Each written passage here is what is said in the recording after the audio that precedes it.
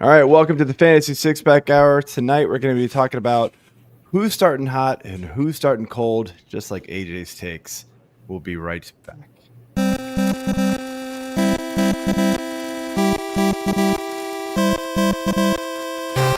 The Fantasy Six Pack Hour with your hosts, Joe Bond and AJ Applegarth.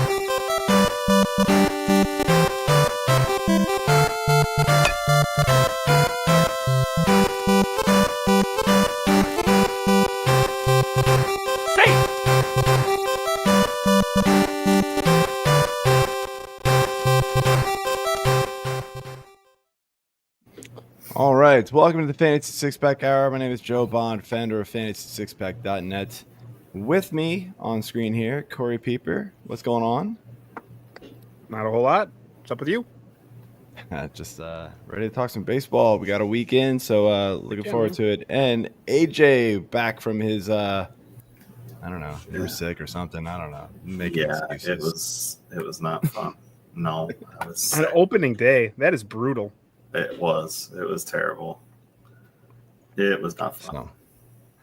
All right, well, we are back, ready to jump into some things, and what better to do than talk some, week long reactions. Everybody's talking about these crazy hot starts, these crazy cold starts from some of these players. But before we do that, remind everybody to hit that subscribe button, hit that like button, leave those comments. We love to hear from you. And, of course, our all-access memberships are open still at Fantasy Six Pack. The rest of season rankings, the first drop will be next week, but we've got a new daily hitting and pitching planner that's out right now. We've got DFS, tons of betting content. Dave Eddy's rocking that stuff, and tons more. So go ahead and jump over there. Without further ado, though, let's bring in our guest of the week, Dave McDonald. You can follow him over at Twitter at @LessThanDave. What's going on tonight, man? Hey, boys. I'm ready to overreact to some early baseball news and stats. So excited to be here with you guys today. Actually, you can my name on Twitter is LessThanDave. You can follow me at. Oh, sorry. No, you're good. You're good. It's just like I know I was going to screw something up. It's the band Run DMC with a D on the end, but I do get tagged for people trying to tag the band for a lot of things. So it's always a fun time. Nice, that's awesome. Good stuff. Well, all right, let's just jump right into things here. Let's get into some bad starts. We'll start with the bad news first, and we'll go around the room. We'll start with Dave, then we'll go to AJ, Corey, then me, and just kind of keep going in that order. We're each going to bring up two. Dave, who is your first player that is having a really horrendous start that you want to bring up? Well, so the first one I'm going to bring up is a guy who I was very high on to start the season, still am. It's kind of more of a don't overreact to early stuff. Lawrence Butler, he really hasn't done much to start the year. I mean, he's hitting 167, 4 runs, no RBIs, no homers, no steals. But he's got a 190 BABIP. His career BABIP is 286, but last year when he was sent down and then they brought him back up in mid-June, he kind of underwent this whole big transformation in the minors. And when he came back up, he hit 317. His BABIP was 317 from mid-June to the end of the year. And I think that's more in line with what you can expect. So his 190 BABIP right now is really pulling him down. So he's basically just getting really unlucky. His plate approach is still really good.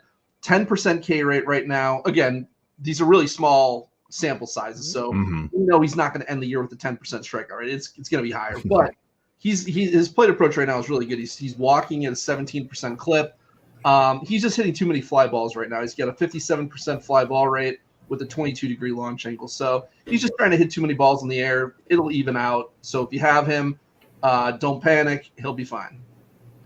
Yeah, I was listening to Sirius XM today in the car, and I actually don't even know who was on, but they were talking about that Sacramento stadium and just it's already, it's already breaking like the overs every single game so far. Like just people are crushing it. So and they're interviewing the hitters after those games, and they're just saying how like the sight lines of seeing the ball are just fantastic.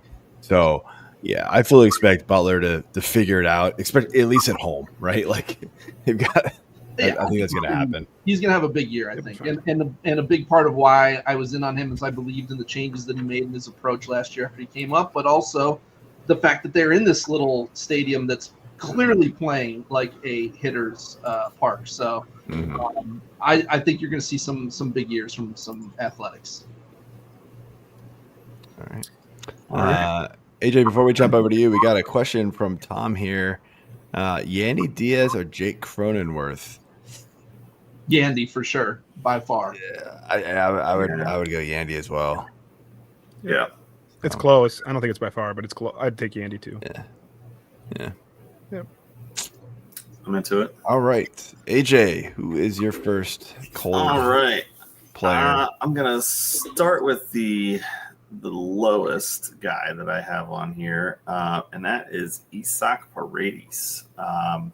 He's hitting out of the 2-hole this year. We had a lot of high hopes for him coming in, me included, with him slotted in right behind Altuve. And Altuve was one I looked at as a potential bad start, but I mean, he's got a 440 OBP. So does that include today's golden sombrero? Platinum sombrero, 0 for 5 with 5 Ks? Probably not. None of the stats that I am reading today or reading for this show include today. So I guess that's gone down. But before today's game, he was at 440. But Paredes is only hitting 150. His on base is 320. He's not slugging the ball. So he's got 2 runs. Basically, he's only got 3 hits this year. One of them's a double. 2 runs, no homers, 2 ribbies, no steals, which, okay, fine. 5 walks and 5 Ks. So it's just disappointing to see. I mean, I feel like the whole Houston offense seems to be a little bit down, but we might be talking about another one. Yeah, so maybe I bring up. I don't know. We'll see. That's kind of where I'm looking at this, and it's just, I expected bigger things. It's still early, so I'm not like in panic mode yet, but they just ordered the torpedo bat, so help yeah. away. So that should fix everything, and then maybe they'll bring the trash cans back. Who knows? Hey, could help. No, he's been overly passive. Like the 20% walk rate, like even a little bit of Lawrence Butler. At some point, just swing the bat a little bit more. Like I like the walks, but 17% walk rate, 20% walk rate, swing the bat a little bit. Yeah, let's go. We're a weekend. They'll be fine. Yeah. Corey, who you got? Ooh, I will start off with a catcher that Joe and I talked about many a times here, and that was going into the draft season. We both liked him because he is one of the catchers who was not actually playing catcher, and that is Willson Contreras on the St. Louis Cardinals. But it's been a rough start. He is currently 1 for 23, with that 1 hit being a double, so yay. But 10 strikeouts, 1 for 23. That is not looking good. Still in the lineup every day. How we all feeling about Willson Contreras? Hopefully it's just early. Yeah. William or Wilson? William's also been cold, but Wilson's only got the 1 hit, so that's even worse. Right. Well, so Wilson, I do like his contact rate took a bit of a hit last year. And he's not super old. He's only 33 now, but there's some concern that maybe he's starting to erode a little bit. I think he'll be okay. I think he's still going to be solid. I just don't know if he's going to be what people were hoping that when they drafted him as high as they did. Yeah, if I recall, Willson Contreras, he started off really slow last year, right? And then he got kind of hot toward the end, if I'm remembering right. Like, I feel like it was pretty bad to start. Well, he had that good July where he hit 7 home runs, and then it was sort of up and down. He got hurt, right? He only played half the season. Yeah, May and June he didn't play a lot. Right. So yeah. That probably didn't help. So, yeah, I mean, it was more of the volume thing that I liked him for, but Hopefully it's just early. Hopefully they'll figure it out. There's a couple of Cardinals that are cold, and there's a couple of Cardinals that are like really hot right now. So it's sort of just it is what it is. It happens early. So I mean, the coldest of cold hitters right now has to be Rafael Devers. As of typing out these notes, he was 2 for 23. I believe now he's worse than that, maybe 3 for 28. He got a hit today. Did score 2 runs, walked once. I mean, OBP leagues, he's doing all right. But, man, it's actually – no, I scratch that. No, it's bad there too. Never mind. No, I'm thinking of somebody. I forget who I'm thinking of who was like, oh, he's all right in OBP leagues, but not batting average leagues is terrible. But, yeah, there's bad all over the place. And the thing that's really concerning, right, obviously he came in with that shoulder injury right to start the season. He is striking out at a crazy high clip. Yeah. It's like over 50% for him. And so, you know, we know Devers is not this kind of player. He's one of the best hitters in baseball, honestly, in my opinion. And so just to see him struggling like this, we're seeing his bat speed down a little bit, his contact rate down, swinging straight rate way up. And these are obviously in relation to Rafael Devers, but all of those things scream to me that either he's still injured, which obviously, I think he is. That's why he's not playing third, or he's just pissed off that he's not playing third. And so who knows what's going on, but I am not happy because Corey and I got unfortunately timed out pick in with him in the third round. Was it third round or second? Was it second round? I think it was the third. I don't remember, but yeah, we literally clicked it like just a half tick too late, and it was like, oh, we got stuck with Devers. No, and I was like, and we were just trying to talk ourselves into it, like, oh, he'll be all right. He'll be all right. No, it kind of reminds me, if you guys remember, a couple of years ago when Cody Bellinger came in with the shoulder injury too. Devers was definitely one huge fade for me. I wouldn't have drafted him even in the 5th round. So I expected to. Here's the thing: he's not going to be this bad, right? Like he's going to improve, but I also expect him to miss some time and possibly at some point this season. He needs shoulder surgery, and this is something. He missed time, I think, 8 or 9 times last year. He didn't miss extended periods, but he would miss a week here, a couple days there. It kept popping up. He didn't address it, but he's still basically in his spring training, because he got such a late start. So yeah, his timing's off, everything's off, but he's also trying to adjust his swing for a shoulder injury. So he's trying to compensate for that. His numbers are not going to be what you're expecting. It's not going to be a typical Devers season, unfortunately. Yeah.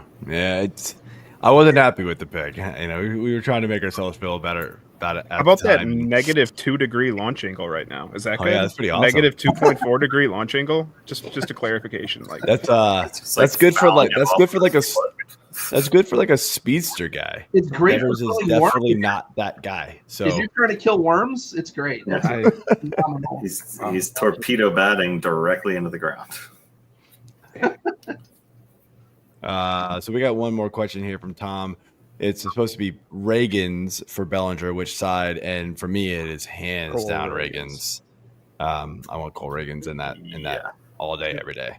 I would take Reagan's. I think Bellinger's going to have a really good year with the short porch in Yankee Stadium. Though I do think that's too high of a price to pay for him, though. If you're going for Bellinger. Yeah, I agree. All right, Dave. Who is your second cold player? My second cold player is going to be Jake Berger. He's another guy that I was really high on coming into the season and still am. He's got a 125 BABIP career, 293 BABIP guy. So just getting unlucky. Only a 23% K rate. Contact rate still good. He's still barreling the ball well, hitting it hard. There's just too many ground balls. He's hitting about 55.5% ground balls with a launch angle of 1.5, which is only slightly better than your -2 launch angle that you were just referring to for Devers. He's swinging a bit more than usual too right now, and I think maybe he's just pressing with his new team. And I think week in, you're kind of out of sorts in a new environment, I think he'll be fine. Yeah, I have a lot of Jake Burger too. I was expecting a little more, but like you said, I'm not worried yet. It's still super early for all these guys. I'm really not overly concerned. But and he had the brain Jake of Burger's also injury. like a notoriously slow starter. He has a 230 career batting average in the first half and 274 in the second half. Yep. Well, and then also he got injured in spring too, right? And I mean, he wasn't out super long, but I mean, like this spring, this feels like didn't he get banged up in the spring? Not that I recall. I don't remember. I don't think so. Let's see. I thought he had an injury. No, I'm not running the first or something. I don't think so. I don't remember that. I had Burger. I actually did drop him today for spot fill-in starter. Oh no. Who'd you drop before? Go pick him back up, AJ. Oh, I will. Yeah, I don't think anyone in my league's going to go after him. How many people are in? Can I play in that league? Holy cow, dude! How many teams are in this league? Is this why you dropped playing out of my league because your league is so easy? Partially. How about that 85th percentile sprint speed from Jake Burger? Just a burner now. Where did that come from? He's got that going on too. From burger to burner. Absolutely killing it. I just my matchup's a little close, so I was like trying to hunt for points, and I'll be able to get it back. I'm not too worried. Honestly, I could burn the first waiver claim to get him. I don't think I'm doing that, but. He's also cut the strikeout rate to a career best, like 23%. I mean, that was when he first came up with the White Sox. That was the knock, right? Was he was striking out 30% of the time. The average isn't there. I mean, if Jake Burger's striking out under 25% of the time in the Rangers lineup, like that could be real impressive. So the I other like thing I will say is the swing strike rate is still about the same that it's always been. So it's 23% could become 27% with a couple of strikeouts. So it's probably. I would tolerate 27% though too. Like that's fine. I could take 27 for him. He's done that before, and he'd give me 250. Sure. Well, I love him. I mean, I think he can hit 40 bombs in Texas. If Texas plays more like a hitter's park last year, it uncharacteristically played like a pitcher's park. If that flips back, I think once the summer hits, he's going to start hitting some bombs. Yeah, I mean he's all the way down in the 6 hole right now too on Fangraphs, so. The at-bats are going to be a little bit fewer unless he finds a way to move up in that order. But I just don't really see how with the people that are in front of him. Maybe flip-flop him and Garcia, or maybe he'll hit cleanup on some days if Peterson's not playing. But versus lefties, he'll hit. Yeah. He hit 5th today. They gave Seager a day off. Seager's gotten 2 days off already. Surprisingly, I don't he is battling an injury. His is a hamstring, as he tends to be doing. I was going to say, maybe they're just actually trying to let him not miss weeks at a time. Yeah, issue. That's right. I remember that. It could be. So, all right, AJ, who's your number 2? All right, my number 2 is sticking with the top of the order, going with leadoff hitter, and that is Jaren Duran. We already touched on Devers. Obviously, Boston's got some trouble spots here in their lineup. Duran's only 6 for 26 so far on the year. Again, before today's game, so good for 231 average. His OBP is 286. His OPS is only 632. No runs, no homers. 3 RBIs that all came at the game I was at on Monday in Baltimore. He has 2 steals, but he hasn't stolen a base since the second game of the year, I believe. The last 3 or 4 games, he doesn't even have a steal or an attempt. He's been on base a couple of times for a walk, a hit by pitch, and he's got 1 double and 1 triple each. Again, the triple was from Monday's game. So, in leagues where you're looking for extra base hit, points or if you have that as a random category in your league, he's not helping you there. He's basically only has 1 game so far this season without a strikeout. Up to 6 already. So I don't know. What are you guys thinking on Duran? I think you need He's to got go to all less the to make games up and he'll than be an Denver. all-star again. That's what I'm hearing. If you just go to every game, you'll be fine. Yeah. I'm not seeing any reason to be concerned. His K rate's only 21%, exact same as last year. Swing strike rate, exact same as last year. His barrel rate's actually up 1%. His launch angle's higher. He has a 65% hard hit rate. He's hitting the crap out of the ball. Yeah. His contact rate is 81%. That's better than last year. Everything looks fine to me. I think it's just a unfortunately slow start. I think he's going to be. Yeah, I think everything looks good under the hood. Yeah. Yeah, I have a lot of Jaren Duran. I'm not overly worried. I keep rolling him out there. I'll keep rolling him out there through the end of April at least before I worry about someone like that. Yeah, he's too good to not want to bench. Plus, you spent pretty high draft capital to get him. So, well, I'll go to another one we spend high draft capital on, and that is somebody that has to be talked about because every year he comes up in one of these discussion points, and that is I'm going to call a pivot here and go with Francisco Lindor because, as usual, as he tends to do, he has started slowly. He is 2 for 20 for a solid 236 OPS with a run scored, 2 RBIs, and a stolen base. If you remember, I think it was the end of April last year, he was at 197 with 5 home runs and 11 RBIs. And that was actually like he had gotten hot to get to 197, and people were freaking out. And then he finished with what he usually finishes with, the 30 home runs. I think it was 33 home runs, 29 steals, and 274. So I'm not worried, but as we know, Francisco Lindor, notoriously slow starter, started slow again. Anybody actually concerned here? No. Other than the fact I'll just go trade for him at the end of April. It's time to do it. I mean, under the hood, it's not as rosy, but I think he'll be fine. Like he's striking out more. He's definitely not hitting the ball as hard. But my only concern is if the back is hurting him, because that was an issue in the playoffs last year, and I know he was still managing it in the offseason. But overall, yeah, if I could buy low on Lindor, I definitely would. Yeah, absolutely. So I'm going to finish up here. We already talked about one Cardinal. I'm going to go to another one. This was a very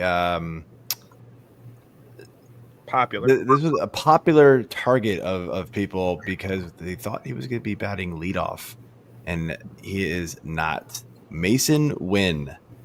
People thought they were getting a steal from him because he was going to be leadoff for the Cardinals.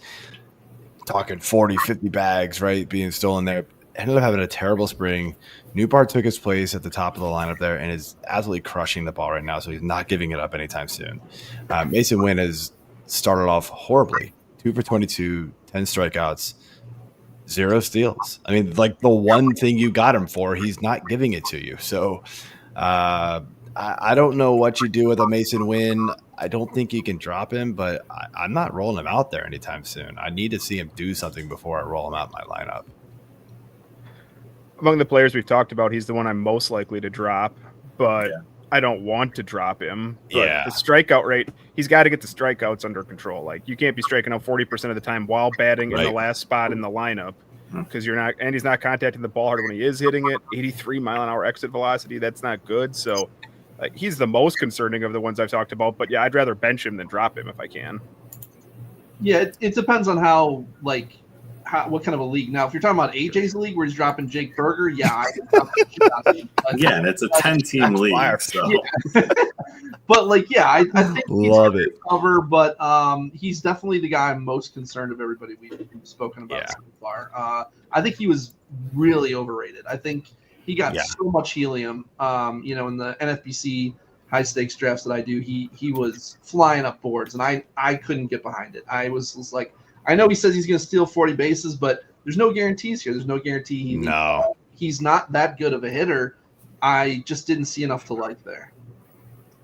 Yeah, I mean, it's the power speed combo, and then the guy talking he's going to go crazy on the base paths, and I think that's there's a lot of talk that he was going to be laid off, and so I sort of get it. You're thinking what at worst you were getting a 2020 guy in the 10th round, but it started getting pushed up even higher than that, and I was totally out. Thankfully, I just didn't get him anywhere. I ended up weirdly enough. So in the fantasy six pack, OG league, I ended up having like 5 leftover round picks because I traded a bunch of picks from last season. So like at the end of the draft, it was just me and like one other dude picking to fill out our rosters. And I'm desperate I'm just taking any upside. And I see like Nootbar sitting there and I'm like, oh, I see he's going to lead off. Like it was the day the news came out that Nootbar was probably going to lead off. And I was like, well, click. That's working out pretty nicely. Yeah. So, yeah. So, I know we all came with 3 and we don't need to like analyze it, but I just want to say the third. I'm going to say mine, and it was Yordan Alvarez. So kind of right up there with Paredes, AJ, and for you. Corey, we'll go the opposite way on this one. Corey, who was your third? Mine was Michael Toglia, who we had Yeah. talked about as a possible breakout guy. Now, in Toglia's defense and any of the Rockies' defense, they have not went to Coors Field yet. And I said I didn't know if Toglia was going to be playable on the road. And so far at 1 for 19, he hasn't been. But we're going to get to see the Coors Series this week. So if your Rockies have been hitting while they're on the road, like Tovar, Hunter Goodman, be happy because now we get to see hopefully reap the rewards. But Toglia not off to a good start. Definitely concerned there. Yeah. AJ, who was your third? Quick. Yeah, mine was Matt Olson. Again, high order guy, only hitting 182. OPS of under 700. Only got 1 run. Again, all of his RBIs came on one day. So, he's getting on base. With the walks. But I just, he was bad last year. He was hard to own last year, put it that way. I mean, he had a down year from what you expect. So I'm not surprised to see this. But, hopefully once Acuna comes back, he starts picking up the pace a little bit. Could have thrown the whole Braves offense. Like, there's so Yeah, many I was players just on gonna the say the Braves. same. Like, it has been Horrible. There is one player in the Braves projected starting 9 who is hitting the Mendoza line, and that's Jurickson Profar, who's suspended for 80 games. Man. Yeah, it's bad. Dave, did you have a third? We had third as backup options. Yeah, my third would have been Dylan Cruz, who's currently hitting 0. He's 0 for 19 so far. I don't think that's going to last, but this is a guy who was rushed up to the majors last year after spending half the year in AAA or AA and AAA, and guys struggle. Growth isn't linear sometimes. Mm-hmm. So I think he's not a guy who's like an elite contact guy, and this is a guy who could end up hitting like 220, and that was within the range of possibilities going into the year. And his contact rate's 55%. He's striking out at a 52.5% clip. Yeah, it's been an ugly start for him, and that's another guy who there are concerns here for me. Yeah, I agree. All right, well, let's move over here to the positive side. Let's try to flip the script here. Talk about some hitters off to hot starts. Dave, who is your first? First guy I'm going to go with is a St. Louis Cardinal. It's Jordan Walker. He is showing so far elite bat speed, 3rd in the MLB, elite fast swing rate, 2nd in the MLB. His K rate's down to 13.5% from 28% last year. He's already hit his career high max EV of 116.5 miles an hour this year, and he's got 3 stolen bases in only 5 games so far. He's still hitting too many ground balls, but I think we could be looking at a Jordan Walker breakout this year. Yeah, I mean, the dude's only 22. People forget that. Yeah. I know I did. I just looked up his page and was like, man, I forgot how young he is. 23, technically. But he's been around a while. It's he's 22. Never mind. Sorry. Yeah, it's just, I mean, he got called up super early. You forget that. So, yep, hopefully. Growth can come quickly with young players, and that was a good guy to take a flyer on for sure. Yeah, absolutely. Yeah. AJ. Well, I'm going to keep the party rolling here. You've already dropped the knowledge here a little bit on Mr. Nootbar. With him hitting leadoff, he's been phenomenal this year. 2 homers, 7 runs, 5 ribbies, batting an incredulous 417, OPS of 1.2. He's 5 walks. I mean, he's on base any chance he gets, it seems like. And he's only got, a 10% K rate right now. His walk rate is at 16.7, like I said. So he's getting on base. The one thing that I feel like is leading into this is his BABIP is up at 421, where his career is below 300. I feel like he last year he was at a 281, 23 was at 307. So 85 career, yeah. So I mean, he's gonna have to come back down to reality. I don't see this maintaining, but I'm happy to ride the wave while it's here. Yeah. And you got to take advantage of the wave while it's there, because that's the other part with Nootbar is that it's a shelf life because he tends to get injured. We have yet to see even 110. I guess he got 117 games one year, but he tends to get injured. So ride it while it lasts, because I feel like that'll happen at some point. It feels likely. I kind of wonder if I just try to sell high on him, but there's too many smart people in that league. I don't think they're going to buy in on it. Including Corey, who's definitely not going to now. The underlying skills for him have always been good. He hits the ball really hard. I mean, again, he's not going to hit 417. He's probably more of a 250 type hitter, but I mean, he can provide some pop. 20 homers with maybe 10 steals. He hasn't run yet, but he's still 7 last year, 11 in 2023. Like batting leadoff for them, he can get 100 runs if he can stay healthy. So I do like Nootbar. Yeah. All right, Corey. I like Nootbar too. So I will go right towards the very top of the fantasy baseball draft area, and let's talk about Fernando Tatis. Yeah. So Tatis, still talk about young players, like still only 26 years old, but he's healthy right now. He's pointed out that he feels good. His leg feels better than it did all last season, so he's ready to steal again. He is off to a red-hot start here at 11 for 26. He has a home run. More encouragingly, I said for what we didn't know what we were going to get is the steals. He stole 5 bases. Yesterday, he stole home on a double steal with Luis Suarez. But if he's going to steal bases again, now I'm getting really intrigued as to how high can he go again. Because what it started to look like, at least last year, was, okay, he's injured. He stole 11 bases. Well, we've seen if he's going to get back into the 25-plus range with the power that he could offer, that's probably should have been a top half of the first-round player instead of a back half of the first-round player. Yep. Yeah. Absolutely. I love Tatis. I ended up getting him in 3 of my high-stakes leagues, which is more than I wanted. But I think he could pull off an Acuna this year. This is the healthiest he's been since 2021. He can run a lot. He's got a ton of power that he'll eventually show. But I mean, between the shoulders in the previous years and now and then the wrist, he had multiple wrist surgeries too. And then last year, the leg issues. I think he's finally healthy.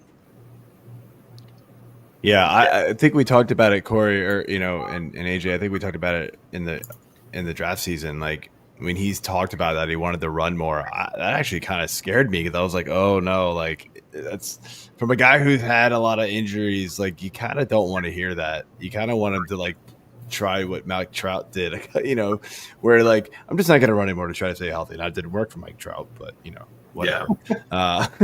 Mike Trout's also a bit older. Mike Trout has a very long list of lower body injuries, whereas Tatis really it's not like chronic things. It's just like one thing happened, then another thing happened. I don't think his lower half is a problem like Mike Trout. But the reason I love Tatis is he was a guy you could get in the later half of the first round or even sometimes the second round who could be the 1-1. I mean, this guy could be the best overall player in baseball, and it would not shock me at all. No, absolutely. And I mean, we found those guys every single year. I'm going here to Eugenio Suarez. Yeah, look at batting average. It's kind of what we expect, 238. I don't even care. If you need to draft him for batting average, you drafted him for power. And, man, is he giving it to you. 5 home runs already on the year. I love it. He was a guy who was going who cares? I mean, this is a guy that was going, pretty late at third base, and, that position sucked once he got outside of, the top 4 or 5. And so, I ended up, do swing and miss at third base early. I waited and waited and waited and waited and got Suarez in a couple places, and I'm just kind of like I'm loving the start here. So he's not going to hit 40, 50, but I mean he's a great power bat, and man, if he's just gonna just keep swinging for the fences as much as possible, I don't care if he has a 220 batting average. That again, not why you drafted him. So I'll take it. I think 40 is possible.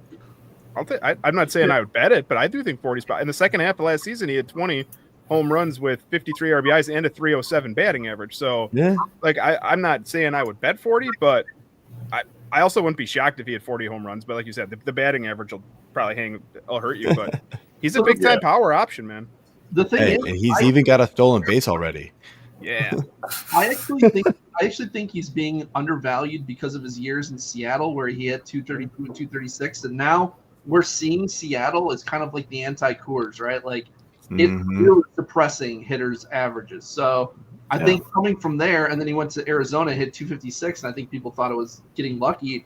That's I'm expecting something more in the 245 to 255 kind of range.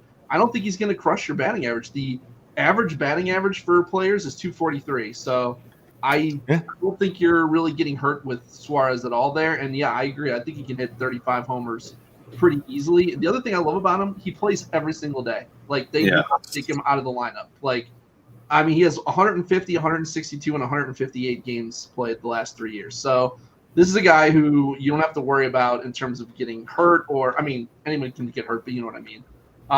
And he's not going to be taken out of the lineup randomly, like just to get a day off. He plays every day. Here's a fun stat. It's hard hit percentage, 75% right now.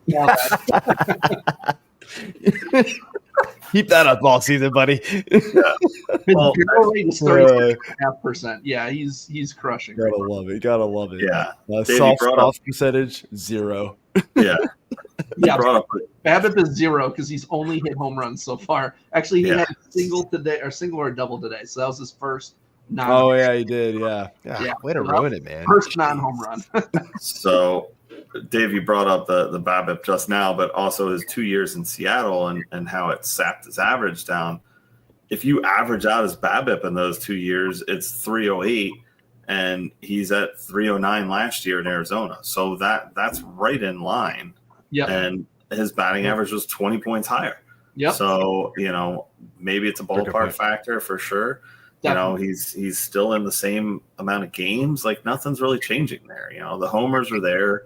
And the RBI production's obviously there, and the runs were there a lot last year. I mean, 90 runs last year for Arizona. He hasn't seen that total since 2019, where he was at 87. To 2017, he was at 87 too. So 49 bombs. Yeah, in 2019 it was phenomenal. So 49 bombs, 103 ribbies. Gotta love Cincy. 3 steals. So he was a machine. Well, I think 2019 was that the bouncy ball year. I can't remember. Yeah, I think it was. Yes. Okay. We might be back to that, unfortunately. So we'll see. Could be. All right, let's go to our second one here. Dave, you can start us off. Yeah, so my second one's going to be a guy who plays for the Red Sox, who was a guy who was super in on early in the offseason, and then he had some issues with – I can't remember if he was hurt or sick in spring training, but Wilyer Abreu. His K rate right now is all the way down to 5% from 28%. I mean, obviously that's not going to stick, but he looks different this year. Like he's approaching different – like looks like his contact rate's up. He's hitting the ball really hard. He's got a bunch of homers already. He's also running. He stole 8 bases last year in 450 plate appearances. So he's already got the steal this year. He's hitting 500. Obviously, that's not going to stick with the 455 BABIP. But he's barreling the crap out of the ball. He's hitting it hard. And this is a guy who's gotten better and better every year with his contact rates. My only thing is I don't know if they're going to give him playing time versus lefties. I heard that they were going to start giving him PT versus lefties, but they've only faced one so far, and he did sit in that game. So we'll see. But He's a really good defender too, so that could also his glove could keep him in the lineup also. Yeah, he's been off to a great start here, and I think we talked about him a little bit last week, Joe and I, when it was just the opening day talk about, because he had the 2 home runs already on opening day, and so he's been off to a great start. And like you said, it's just a matter of the playing time, because I know that you were talking about a platoon. It was going to be him and Ref Snyder, and like you said, Ref Snyder did get that game, and I think he stole the base in that game. So we'll see. We need the playing time. Yeah, I'm not sure if Rafael's going to play every day or not. I don't know how they're going to do that, because he sat once also. Yeah, I definitely like what we've seen out of Abreu so far. I picked him up randomly last year, and he had a real nice hot streak that he was on, and again rode that wave until it died, and then a little bit past when it died. So had to cut ties with him, but I like this lineup that he's in as well. I mean, we already talked about a couple of these guys being down, but they're going to turn around. I'm not overly worried about all of them. So if he can keep in the lineup, I think he'll have a solid season. All right, AJ, all right. Your second. So my second guy is a little bit of a bad start, good start guy, the way I have it broken out, and that is Kyle Tucker. Again, another top of the lineup, 2-hole guy for the Cubs. So in that opening series against LA, he only went 1 for 8 with 1 RBI that was walked in because the bases were loaded, and he had his one hit was a double. But since then, he's been on a massive tear, hitting .380 with 10 runs, 4 homers, 10 ribbies, 2 steals, 7 walks, only 6 Ks. So, his slash line now is just, very evened out, still hitting 324s. OBP's up at 444, and his OPS is a 1.228. I love Tucker. I love what he's doing with the Cubs. I was not worried about him at all coming into this year, especially after last year and being an owner. He was a little dead to me because of the way he burned me last year with that injury, and he was coming back, and then not coming back at all. But yeah, this year, I mean, he's red hot right now. So I like what I'm seeing out of him. Well, the team lied about the injury, so I don't put that on him. Yeah. They made it sound like he was just like a pussy and not coming back. No. Yeah. Come on, man. Yeah, that was horrible. Like, it just screwed up everybody. This entire Cubs offense, though, is on fire right now. Now, they're the team that has been, taking advantage of this athletics ballpark. But 18 runs on Monday, and then a combined 17 the last 2 days. Just unreal. They like the athletics park. Yes, they do. The Athletics don't like it quite as much yet, but no, they don't. Hopefully we'll get something going there. Corey, who's your second?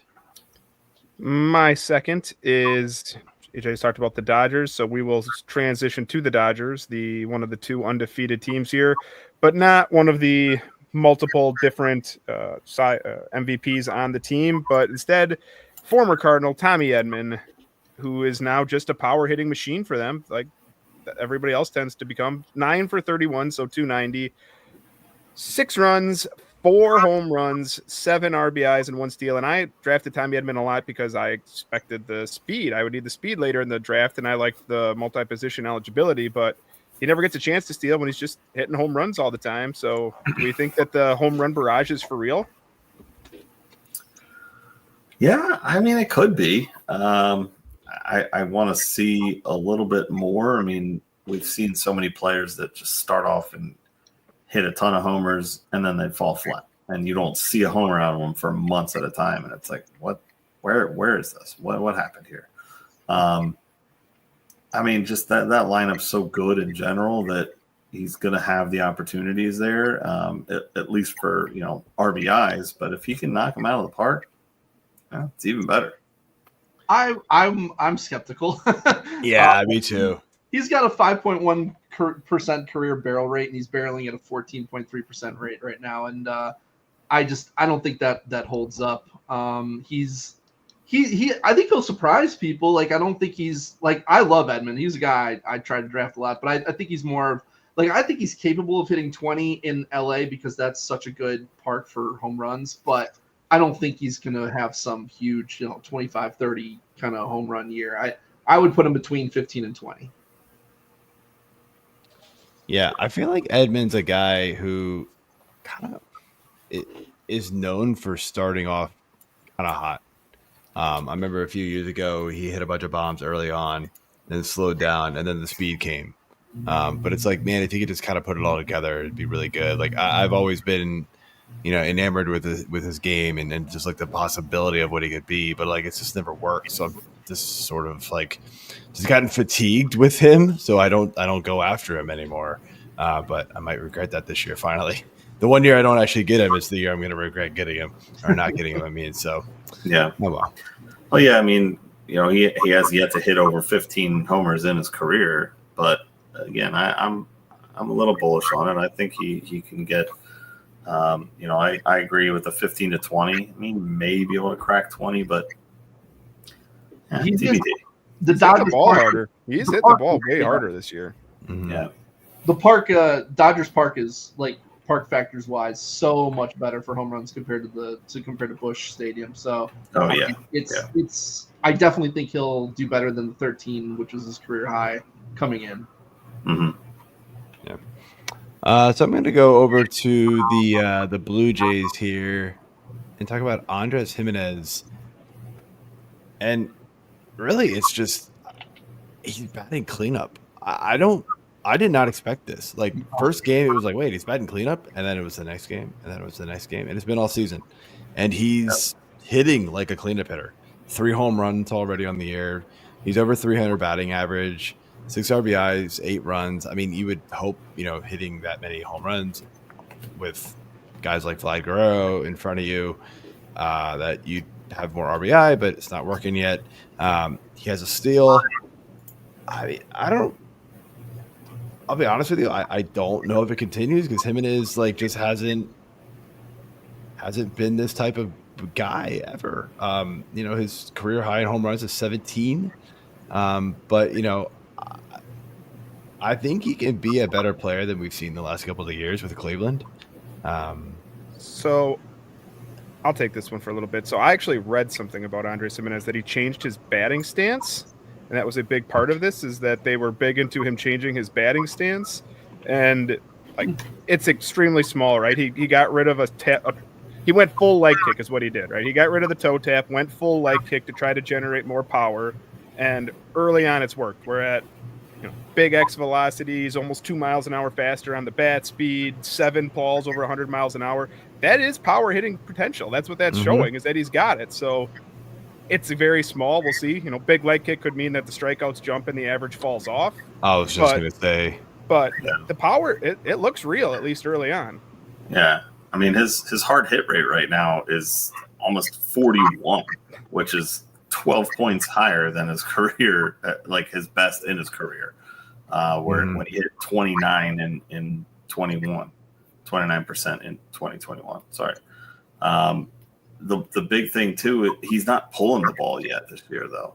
His pull rate is down from what he's always had. So it's interesting to see like these opposites of how it's happening. He's hitting a lot of balls to center field. So I love him in the cleanup spot. I kind of thought that maybe, Santander would have been there. Tony Taters in the cleanup spot is always a good thing, but Santander has been terrible. So he has been, I know. But yeah, I when I saw this lineup and him going there, I figured, okay, well, maybe he's going to hit the cleanup, and nope. Gimenez is there. And the big thing here is he's hit safely in every game. So, it's definitely a changed man from what we're used to. So I'm excited for it if it maintains, but I'm a little skeptical. Yeah, I mean, you know what though? Even if it doesn't last, he was he was a free square in your Yeah. draft. Like nobody was Exactly. taking him, so like just take what you can get, right? So all right, real quick on the last one, just kind of rapid fire here on the third one that we all brought. I went Victor Scott. I mean, look, this is what we got him for. He got 4 stolen bases already. Like let's bring it, man. I want to see it. I love to see it. Dap, if you're listening, that was for you. Corey, who is your third? I went with the other Fernando Tatis-like player with the power and the speed, and that is Oneil Cruz, who 6 for 23, a couple of home runs, 6 stolen bases already, but most encouraging with him, I've been worried about Oneil Cruz in the past with the strikeouts getting out of control, and so far, only 7 strikeouts, 6 walks. That's encouraging. If he's going to get on base like that, the steals are going to be there. He's hitting the ball. He always hits the ball hard. It's just a matter of getting hit it. So cutting down on the strikeouts, I have Oneil Cruz. Yeah, I love Cruz. He's been awesome for me this year.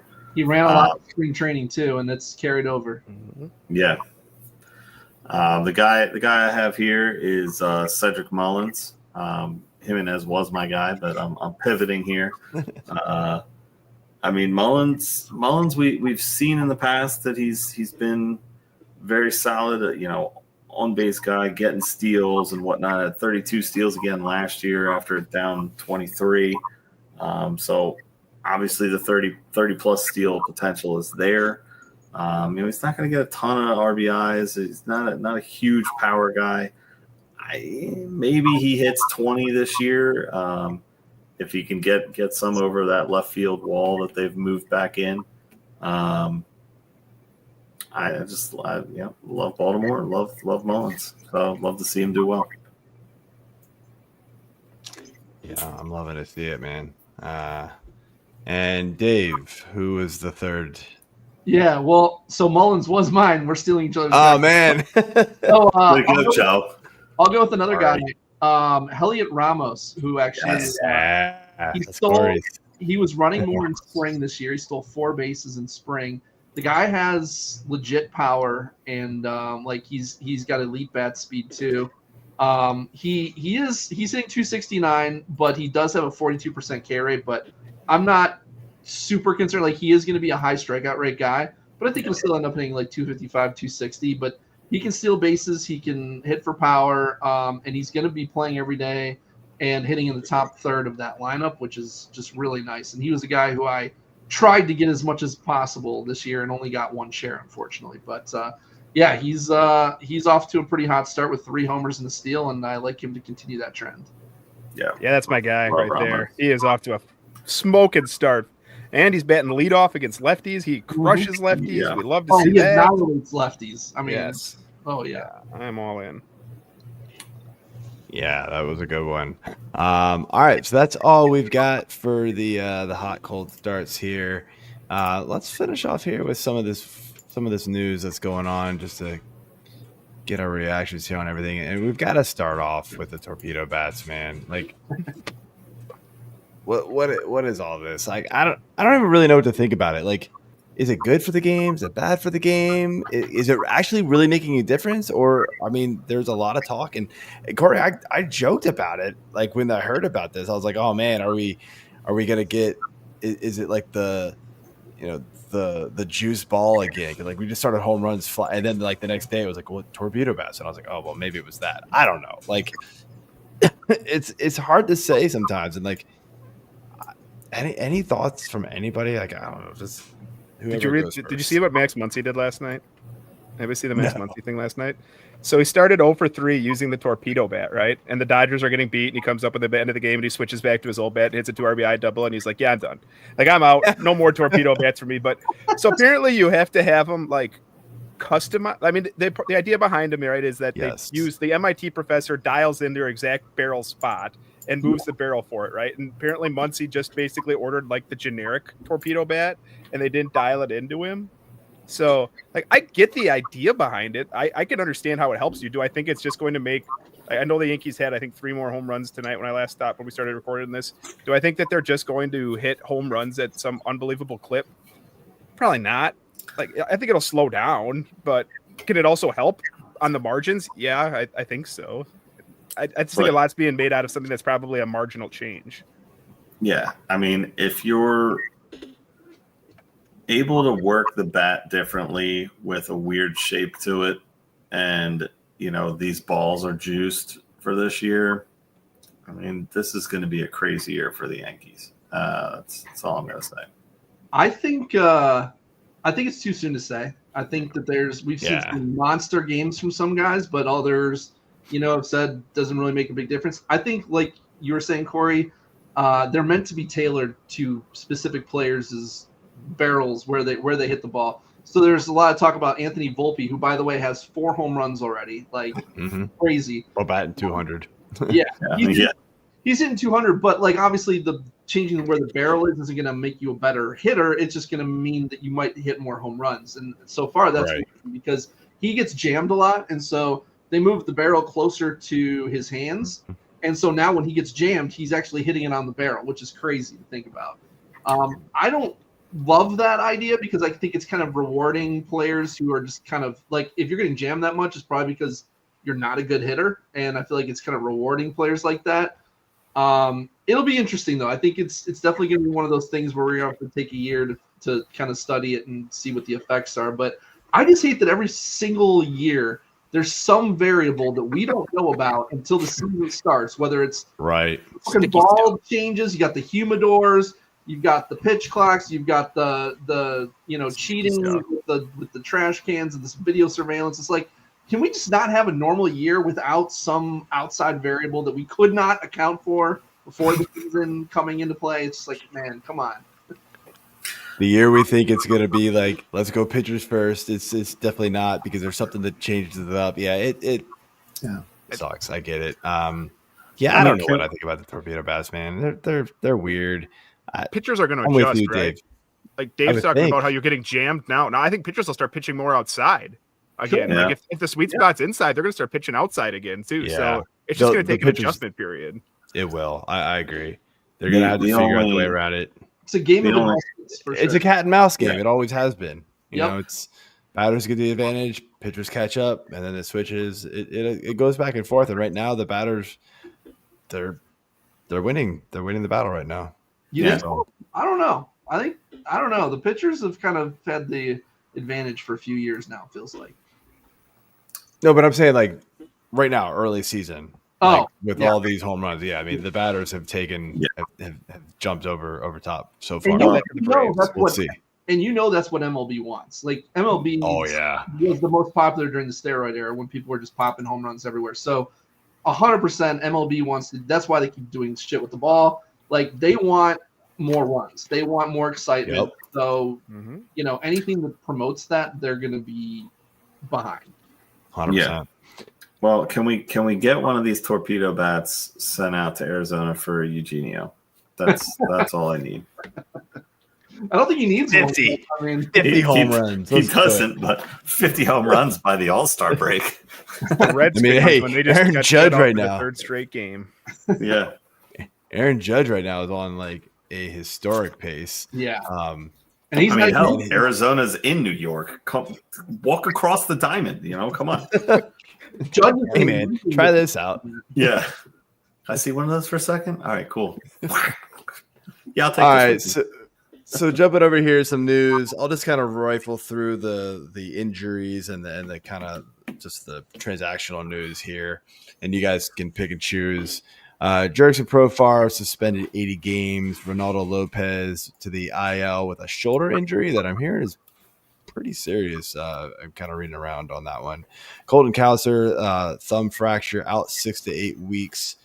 David Bednar demoted to the AAA. And just while we were on air, I believe, Freddie Freeman announced to the IL retroactive to March 31st.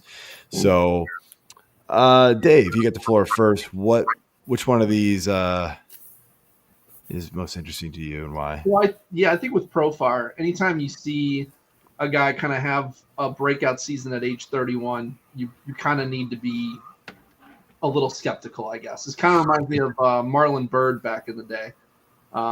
He was in his 30s when he had that big breakout season. I can't remember what he ended up doing, if it was HGH or something. I can't remember. Brady Anderson back in the day when he had 50 bombs, whatever. So yeah, that was kind of my takeaway with Profar was just like, okay, maybe there is definitely something fishy here. Oh man, I forgot there's another piece of news that you said there, but it escaped me now.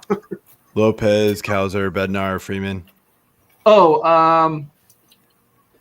Lopez, Kauser, but Bednar, yeah. I don't know what the Pirates are going to do. Like, I feel like he kind of got off to a slow start in spring training. They could just be setting him down to get some reps, and like he could come up and be the closer again. But if Dennis Santana runs away with it in the meantime, I don't think they necessarily need to go back to him. So I'd say if you're in like 15-team leagues where there's not much of a waiver wire, I might consider holding him because he could be back in a couple weeks. But I think in shallow leagues you can drop him.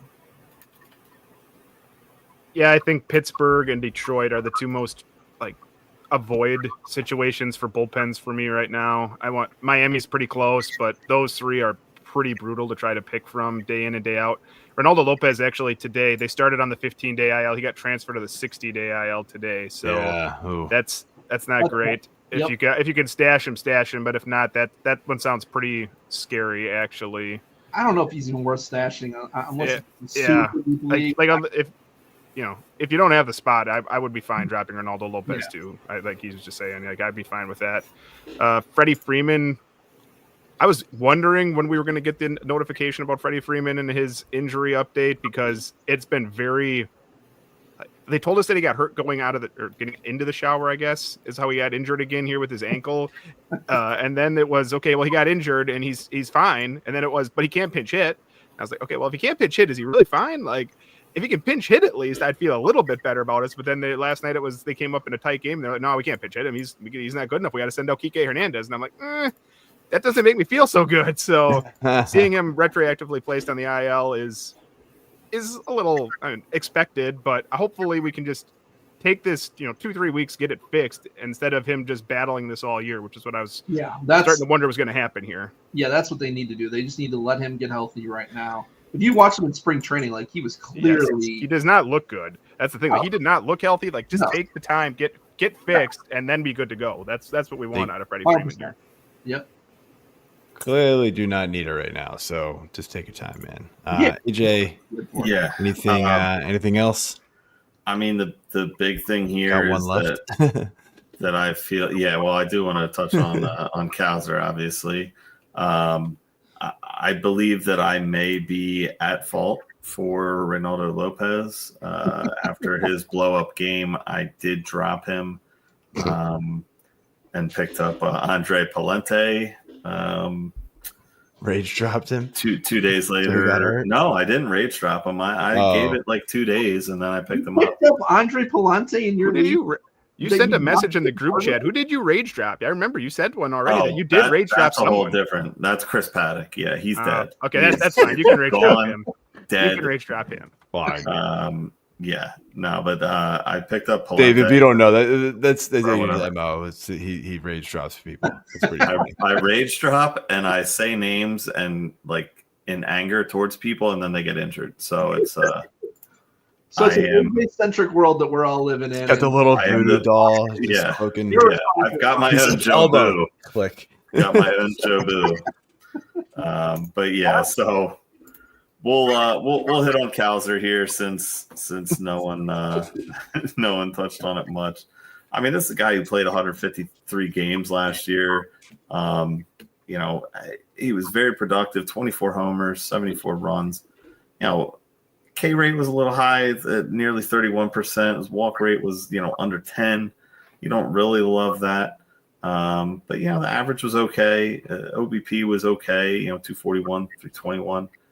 I mean, he was serviceable for being in that lineup and, in a good team. Again, with the wall moving back in Camden Yards, I was looking forward to watching Kauser mashing bombs, but guess we're gonna have to wait till that comes back. But thumb, I don't love it because it's anything thumb related, wrist related, hand related. You just don't see that power come back right away, and I think that's going to be a big factor for Kauser. And for the record, I did not say anything bad about him, so this is not. Yeah, sure, man. Yeah, that one stinks. The Orioles are not getting off to a great start. The offense is all right, but obviously this pitching staff is a complete disaster. All right, well, you guys already said everything about these. Nothing else to really talk about. So I'm going to finish off here with just some pretty interesting records to start. Now, of course, the 8-0 Dodgers. I don't think anybody is shocked about that one, really. I mean, 8-0 is pretty impressive regardless, but I mean, are we really going like, oh my gosh, really? But I mean, They bought one it. that I am sort of shocked about, the most shocked about here, right? The 0-7 Braves. Wow. I mean, yeah, the Philly fan down there loving it, but holy cow. No way would I have expected this. This offense is too talented. I know they don't have Acuna still. I know they still don't have Strider, coming soon, right? But really, 0-7? Like, what's going on? I know they get the Marlins next, so maybe they get a win. What? Let's get the guesses. What is their team batting average? Oh Anybody? God, it's got to be like 100 at best. Anybody else? Team batting average. I'm gonna go like 147. I mean, if Olson's Not at good. 182, I feel like that's on the higher end. I'll go 164. Joe with the W, 151. Wow. Ooh. That is a Drake Baldwin at 056, Matt Olson 182, Ozzie Albies 185, Orlando Arcia 154, Austin Riley, he could have been on the cold list, 111. Or Harris 160, I looked at him. Kelnick, I looked at him. 150. Not good. Nope. Not good at all, unless you're That's why, good, Bob. that's why they ordered those torpedo bats. That's right. At Get them least- some torpedo bats down there. I mean, The when the team that's ahead of you, because they only have one win, and that one win came against the team in first place, it's not good. It's not good for you. It's not great. Yeah. Then on the flip side, probably, I mean, again, not totally surprising, but hey, great start for them. The Padres keeping pace with the Dodgers there. They're 7-0. I mean, a half game back, but hey, no losses there. It's all right. Funny Fighting enough Wales that sometimes. Blake Snell has had a terrible couple of starts to start the year. I mean, shocker, right? He sucks in May or March and April. Probably will in May. It'll be like July before he's good. But coming from the Padres, I'm sure they're loving to see that. But yeah, I mean, this Padres team is looking pretty good here. I don't know who gets the first loss, the Padres or the Dodgers. I don't know the schedules. Padres Dodgers. go Or to who gets the the first win? The Braves. Who gets the first one? Well, they take on the Marlins. So Yeah, I'll take that. Dodgers. Dodgers, are going to Phillies. Philly. Dodgers So we are know where coming to AJ Philly stands on tomorrow. that one. Dodgers, And Phillies. Philly swept them last year at home, I believe. It's a different team. Well, yeah, a little bit. The impressive part to the Dodgers to me is that, like you were just talking about, Blake Snell hasn't been particularly good. Yoshinobu Yamamoto's been bad. Like, he has not been even average. Right. He's been bad, and they're still undefeated. That's the part about this that's so ridiculous. That those three, I think that's 3 or 4 starts between those two, and they're still undefeated because they keep coming back because their offense just – I've watched a few of their games. Their offense just never swings. They never chase, it feels like. They're just grind every at-bat, and it takes forever, and it becomes – just a slog for pitchers. So that's what's so impressive about the Dodgers to me. Yeah, I forget what game it was, but I was watching it, and it was the Mookie Betts 2 home run game. Like, he basically won the game for him. It was incredible. I was like, oh my gosh, the dude lost 25 pounds and still just jacking, the ball twice out of the park. That was same shocking. game. It was unreal. Yeah, no, dude, I was like, it's gonna take. I thought it was gonna take him a bit to get going. I really did, and dude, he's just like, nah, I'm good. Yeah, Philly swept them at home last year, and then they went 2-1 out in LA. So yeah, so this is interesting because like I could easily see high possibilities that each team gets their one this weekend.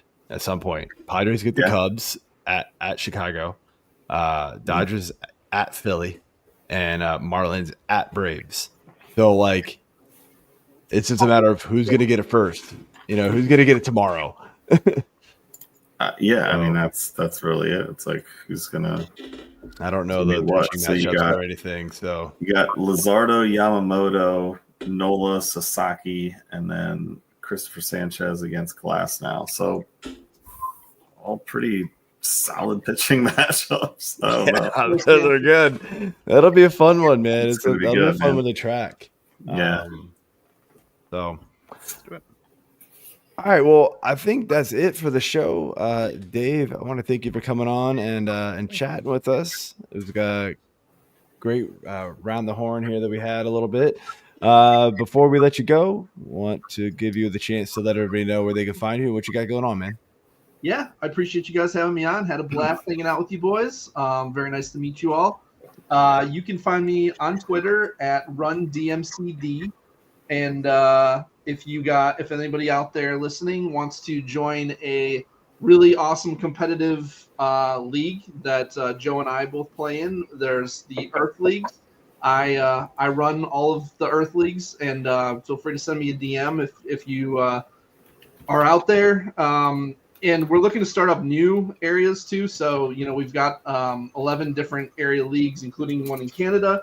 And we're looking to expand to some other areas as well. We're really just looking for people who are going to be active, committed. We donate to charities as part of the buy-in. We've got really cool area trophies. Like ours is a Great Lakes belt.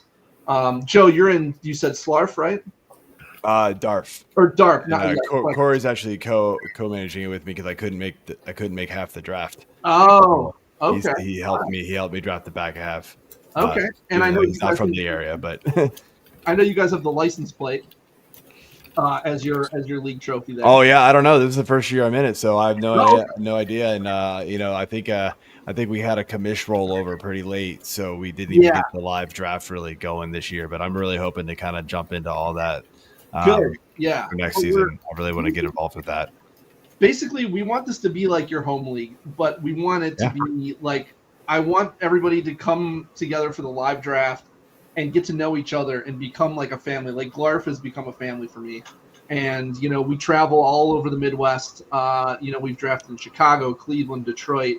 Next year, we're going to Indianapolis. So it's really cool to get to see different places, get to donate the money to different charities around the Midwest. And hopefully some other league beats us at some point and gets to donate to a different area of the country. Coming for you.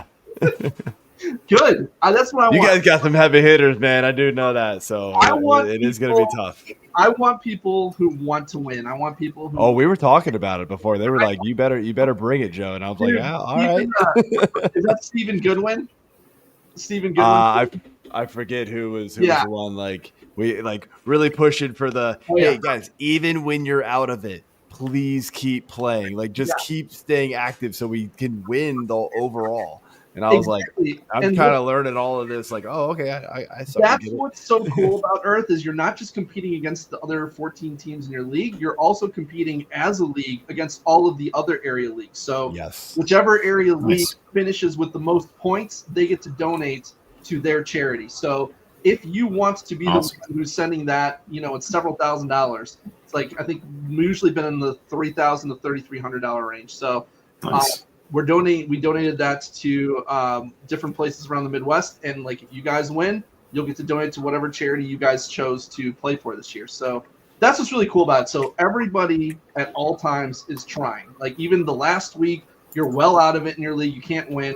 You're still setting your lineup. You're still doing fab. You're still trying to help your league win it, and that's the kind of people that I'm looking for. Is people who are really hardcore active players.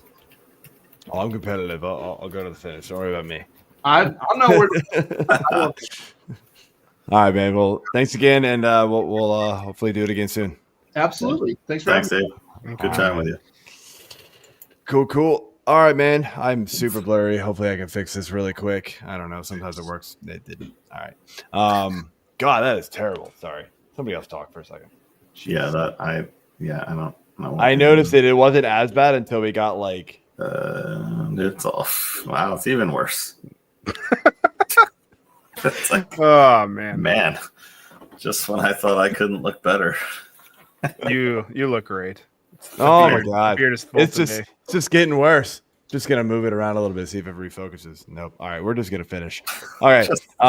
Stop the pain. Just gonna scoot way back. Stop the bleeding. All right. Anyway, that was it for the show, guys. Thanks for watching and listening. Again, hit that subscribe button. Leave those comments. We love hearing from you. And until next time, we will see you then. Bye. See ya. Phil.